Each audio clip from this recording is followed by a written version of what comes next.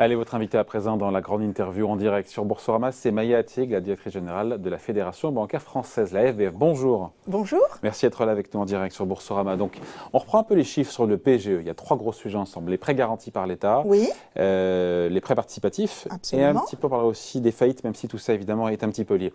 J'en suis resté à 670 000 entreprises qui ont bénéficié de ce dispositif du PGE, du prêt garanti par l'État. On en est toujours là. Oui, quelques-unes de plus. On approche des 700 000. Ah, quand même, 700 000, d'accord. Ça augmente un petit peu chaque semaine. Oui, On approche des 700 000. Quelques nouvelles entreprises chaque semaine. Oui. Voilà, ce dispositif, je rappelle pour ceux qui débarquent, sait-on jamais, ça a permis de gonfler la trésorerie des entreprises. Absolument. De toute taille.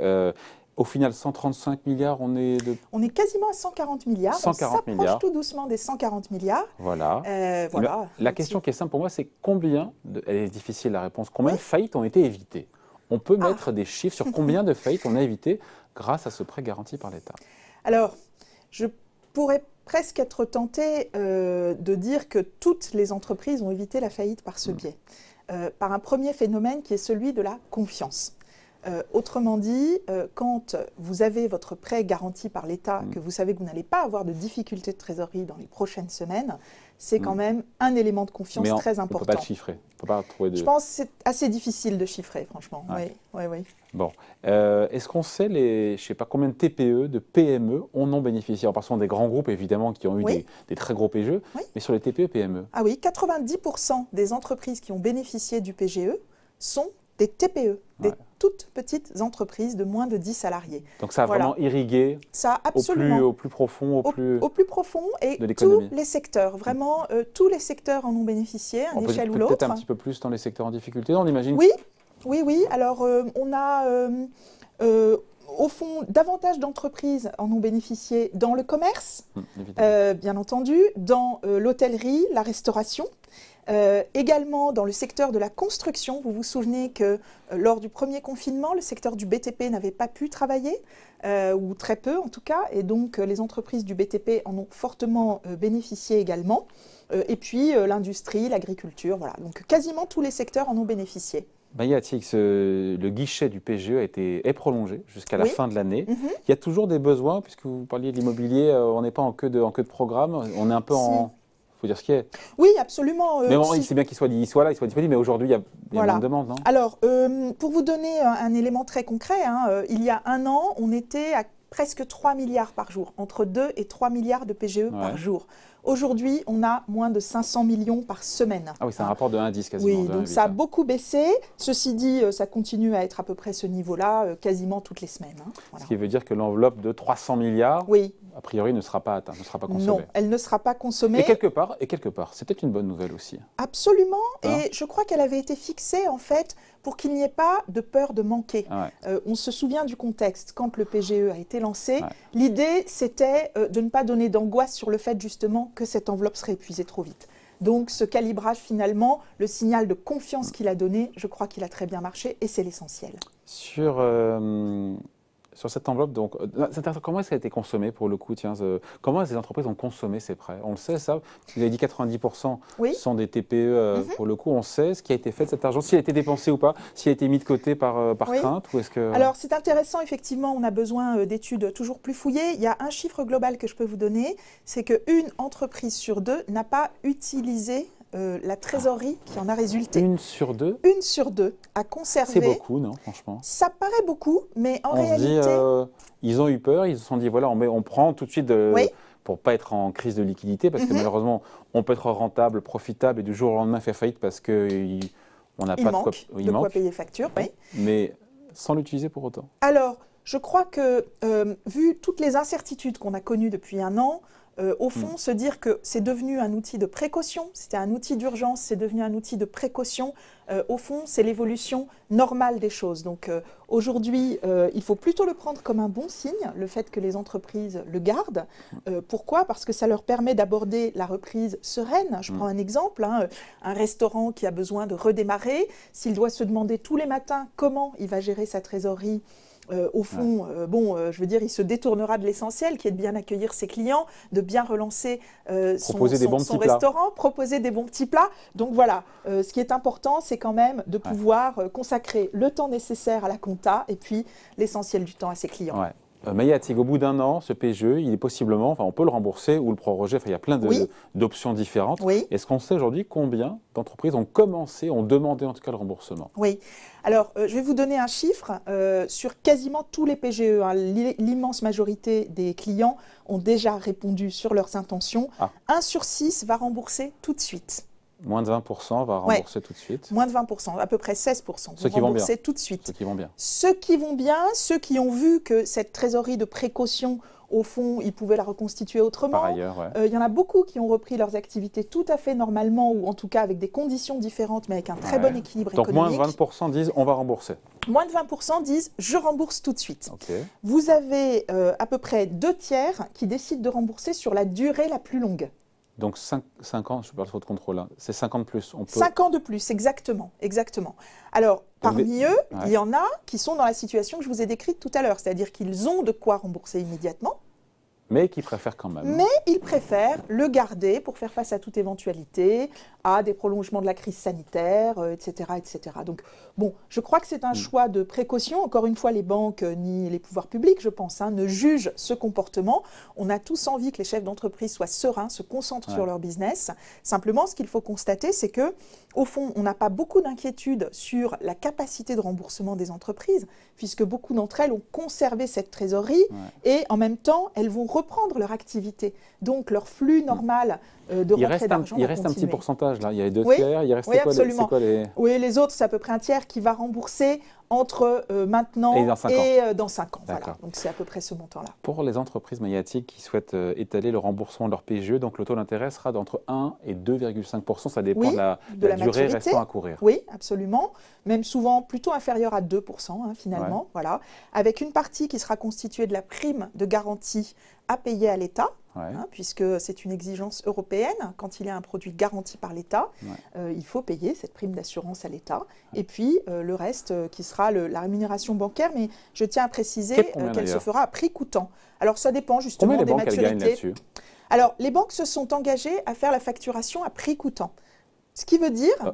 les banques ne gagnent rien. Les banques ne vont rien gagner puisqu'en fait, c'est le prix de leur refinancement et de leur risque. Alors, quel intérêt de le faire pour une banque ? L'intérêt pour les banques, c'était de participer à ce dispositif de transport de toute l'économie. Aucune banque n'avait intérêt... Il n'y a aucune marge pour les banques sur les PGE? Voilà, les PGE ont été commercialisés à prix coûtant. D'accord, mais il y a beaucoup de ressources en interne pour s'occuper de tout ça, de la sélection des dossiers et tout. Oui, absolument, oui. Si on parle en nombre de dossiers, 800 000 dossiers qui ont été regardés en tout, parce que certaines entreprises ont déposé dans plusieurs banques. Oui, mais je crois que c'était la participation normale des banques à ce dispositif. J'étais convaincu qu'il y avait une petite marge, enfin un petit quelque chose. Non, écoutez, non, ça couvre les frais, je dirais, de risque, de refinancement, de solvabilité, etc. Mais voilà, ce n'est pas fait pour gagner de l'argent, ce n'est pas fait pour que les banques gagnent de l'argent. Par contre, il y a possiblement l'option à ne pas, je vais redouter, mais en tout cas, possiblement perdre de l'argent pour les banques s'il n'y a pas de remboursement. Est-ce que déjà, vous avez un petit peu anticipé les choses, calculé, imaginé le pourcentage de non-remboursement possible de la part des entreprises? Est-ce que vous savez, comme on dit, à quel niveau vous serez collé ou c'est encore trop tôt pour le savoir? Non, je pense que c'est beaucoup trop tôt pour le savoir puisque c'est sur une durée assez longue. Ceci dit, l'État prend 90% des pertes. Il y a 10% pour les banques. Absolument, 10% des banques. Donc 10% sur 140 milliards, ça fait 14 milliards. Voilà. Mais ça sous-entend que personne ne rembourse. Voilà. Alors, en réalité... si vous regardez les prêts non performants sur l'État, 5%.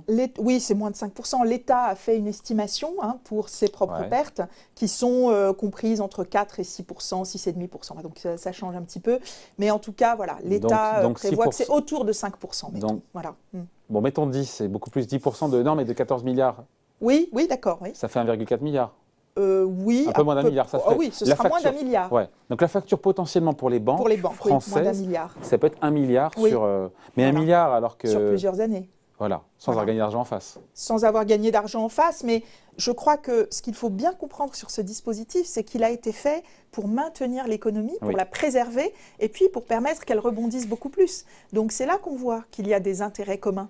les banques n'avaient aucun intérêt à ce que le système financier, à ce que le système économique s'écroule. Ce sont leurs clients. Ce sont leurs clients, ils avaient d'autres dettes. Et donc voilà, je pense que tout ça, c'est un effort qui est tout à fait normal et dans la logique d'utilité des banques françaises. François Villeroy de Galhau, gouverneur de la Banque de France, qui vient régulièrement nous voir ici sur Boursorama, dit qu'il ne faut pas, c'était pas chez nous, mais il dit qu'il ne faut pas exagérer ce risque de faillite d'entreprise. Oui. Est-ce que vous partagez ce point de vue? Parce qu'il y en a qui disent que quand les aides publiques seront retirées à mesure que la vie va reprendre, heureusement, on pourrait observer peut-être un rebond des faillites, quelque part qui serait une forme de normalisation, puisque le paradoxe, c'est qu'avec une décroissance, une récession de 8% historique jamais vue en France, on a eu 20 000 ou 25 000 faillites de moins l'an dernier, ce qui pour le commun des mortels se dit mais comment c'est possible? Ben oui, c'est parce qu'il y a eu le chômage partiel, parce qu'il y a eu les prêts garantis par l'État, parce qu'il y a eu les reports de charges. Absolument.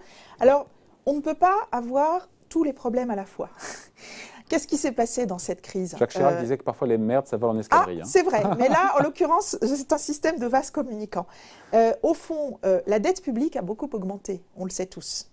Cette dette publique, elle a augmenté parce que les États, tous les États, ont beaucoup plus dépensé pour protéger leurs économies, de manière différente. La France l'a fait de façon très forte, directement auprès des salariés, directement auprès des entreprises. Mais aujourd'hui, on a ce sujet de la dette, qui se gère dans le temps d'ailleurs, lui aussi, c'est sur une durée très longue.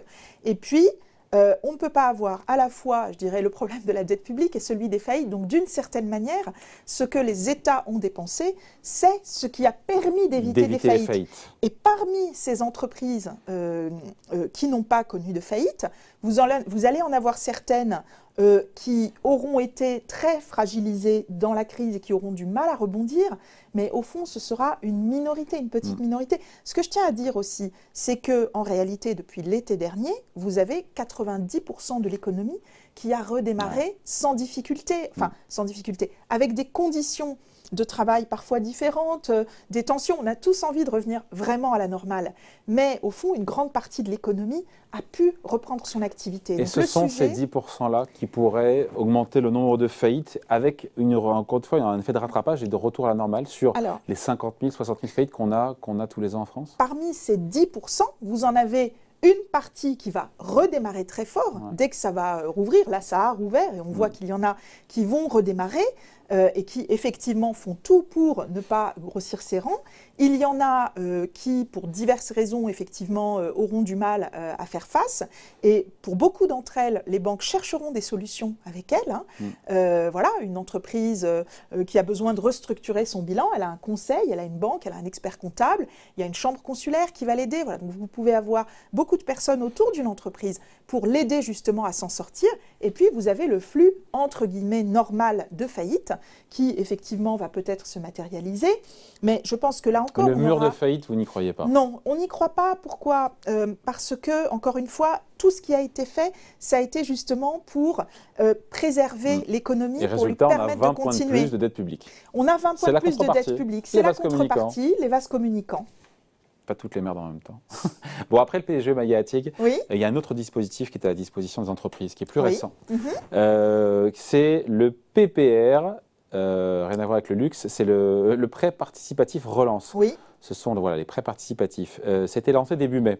Et là, on se dit, autant le PGE, il est simple à comprendre, autant là, on se dit qu'un effort de pédagogie va être nécessaire quand même pour le rendre populaire. Vous êtes d'accord avec ça? Alors oui, pour expliquer ce qu'est le prêt participatif relance, je pense qu'il faut avoir une chose très simple en tête, c'est qu'effectivement, il ne s'adresse pas aux mêmes entreprises, il n'a pas la même ambition en termes de nombre et il n'a pas le même degré d'urgence. Qu'est-ce que c'est le prêt participatif relance? Alors tout d'abord, je voudrais dire qu'après le PGE, il y a le crédit ordinaire, la vie normale de l'entreprise. À l'heure où je vous parle, on a 25 milliards de nouveaux crédits aux entreprises tous les mois. De nouveaux crédits aux entreprises. Ça, c'est de la dette. Ça, c'est de la dette. C'est de la dette, tout à fait, c'est de la dette. Mais ce que je veux dire...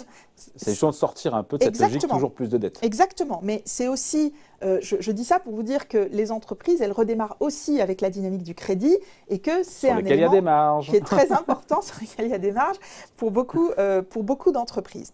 Alors, le prêt participatif relance, c'est parti de l'idée qu'il manquait un instrument de fonds propres exceptionnel, massif, massif au sens où il ne s'adresse pas seulement à des ETI, par exemple. Aujourd'hui, quand vous avez des outils de fonds propres, ils s'adressent généralement à des ETI ou à de très grosses PME. Donc là, on s'adresse à des PME au-delà de 2 millions d'euros. Hein. Mais au Donc, total, si j'ai un chiffre d'affaires de moins de 2 millions d'euros, c'est pas pour moi. Non, vous allez avoir d'autres instruments, des instruments régionaux dans certains cas. Okay. Vous avez aussi des dispositifs fiscaux qui vous permettent de renforcer vos fonds propres. Alors, quel profil? Donc, j'ai au moins 2 millions d'euros de chiffre d'affaires minimum. Okay. Oui, le profil, on va dire, ça va être une PME, comme là, vous nous montrez quelques images de ces entreprises. Une PME qui a un projet d'investissement qui va lui donner un potentiel de rebond. Je prends un exemple, ça va être une entreprise qui fait de l'événementiel, qui organise des événements, qui sait monter, démonter des équipements et qui va vouloir se diversifier par exemple dans le recyclage. Vous allez avoir une entreprise d'agroalimentaire qui va créer une nouvelle chaîne de produits. Ouais. Bref, en tout cas, une entreprise qui a un potentiel et un souhait d'investissement dans, je dirais, de développement, avec un projet qui va prendre peut-être 2 ans à peu près, 2 ans, 3 ans, à trouver son rythme de croisière. Hein, et sa rentabilité, puisque dans un premier temps, vous allez investir, créer une nouvelle chaîne de production, ça ne va pas rendre tout de suite. Et donc, cette rentabilité différée, c'est ça qui va vous permettre de rembourser le prêt participatif relance et de payer ses intérêts. Donc, mais ça reste un prêt. Ça reste un prêt à très long terme, à 8 ans. Ouais, c'est une durée de 8 ans, oui. Mais on se dit comment ça améliore, encore une fois, la situation financière de l'entreprise, puisque comptablement, les quasi-fonds propres sont des dettes. Pardon de rentrer un peu dans la technique, mais... On va rentrer dans la technique simplement pour dire que, en réalité, ce prêt participatif, c'est celui que vous avez à rembourser le plus tard parmi vos dettes. En dernier, donc juste avant vos fonds propres durs. Ouais. Et donc, pourquoi c'est intéressant? Parce que justement, ça vous donne le temps. Ce prêt participatif, il se rembourse sur 8 ans, et en fait, pendant 4 ans... Mais le PGE, c'est 5 ans. Oui, mais le PGE, c'est un peu tous les ans, alors que le prêt participatif, pendant 4 ans, vous ne remboursez pas le capital. Franchise de remboursement de capital. Et ensuite, c'est sur le tas. Donc, dans l'exemple que je vous donnais, vous investissez dans une nouvelle chaîne de production. Elle va être rentable, mettons, au bout de 2 ans, 3 ans. Donc, vous allez dégager une rentabilité et au bout de la 4e année, vous allez commencer à rembourser votre prêt participatif relance. Donc, c'est un produit qui est très adapté pour finalement vous donner le temps dans votre structure de capital. Faut-il s'agrandir? Faut-il investir dans une ligne de production? Faut-il Alors, il n'y a pas de conditions, je dirais, d'usage spécifique. Il n'y a pas de conditions d'usage spécifique, mais l'idée dans l'examen avec votre banque, c'est que c'est quelque chose qui vous apporte un financement innovant, complémentaire que vous n'auriez pas eu sans la garantie de l'État d'ailleurs, et sans la contribution de l'épargne publique à travers l'assurance vie ou des OPCVM qui investissent dans ces prêts participatifs relance. Et donc tout cela a un taux beaucoup plus attractif que celui auquel vous devriez payer vos fonds propres. À savoir? Alors, c'est un taux qui va être autour de 5%, donc c'est plus élevé que de la dette standard, mais justement, ce n'est pas de la dette standard, c'est nettement moins élevé que des fonds propres pour lesquels vous seriez plutôt proche de 10%. Et donc, le fait d'avoir un dispositif exceptionnel pendant une courte durée, parce que c'est jusqu'en juin prochain, 2022, 2022, pas juin prochain, juin 2022. Mais chez vous, il n'y en aura pas voilà, tout le monde. Ça ne vous donne pas, pour autant, si vous voulez, l'examen du prêt participatif relance et de l'intérêt qu'il a pour vous, voilà, les entreprises prennent le temps de le faire, de bien mûrir leur projet et puis ensuite d'aller déposer leur demande. On n'est pas dans la logique d'urgence du PGE. Avec un octroi qui n'est pas automatique, contrairement au PGE. Ça n'est pas automatique. Pour le PGE, c'était quasi automatique. C'est toujours quasi automatique. Il y a eu un taux de refus très faible, inférieur à 3% pour le PGE. Pour le prêt participatif relance, je pense que vraiment, ça dépendra de la structure des entreprises. Vous attendez que ce soit les entreprises qui en fassent la demande ou c'est à la banque de se tourner vers son client? Parce qu'on se dit que la promotion quand même sur le terrain de ce prêt participatif relance sera quand même plus compliqué évidemment qu'avec le PGE parce que c'est plus compliqué comme dispositif. Oui, alors c'est quelque chose auquel les entreprises d'une certaine taille, je dirais, sont quand même appétentes, qu'elles comprennent, qu'elles connaissent. Elles ont des conseillers entreprises, des chargés d'affaires entreprises. Il y a des produits financiers qui peuvent être plus complexes. Donc c'est vrai que c'est moins grand public, ça ne s'adresse pas à des TPE. Néanmoins, ce n'est pas non plus extrêmement, je dirais, sophistiqué ou risqué comme type de produit. Et donc, effectivement, les entreprises potentiellement concernées parce qu'elles sont en phase de rebond, d'investissement, sont en train d'être contactées par leur banque pour pouvoir mettre à l'étude et voir si ça peut correspondre à l'un de leurs projets. Ouais, l'enveloppe qui est allouée à tout ça, c'est 12 milliards d'euros. On est loin des montants du PGE là aussi, absolument, c'est quelque chose qui est plus modeste. Oui. Et c'est trop tôt pour juger effectivement du succès ou pas. On n'est qu'au début des choses là, non? C'est du long terme, c'est du solide, c'est vraiment un renforcement structurel de l'économie française.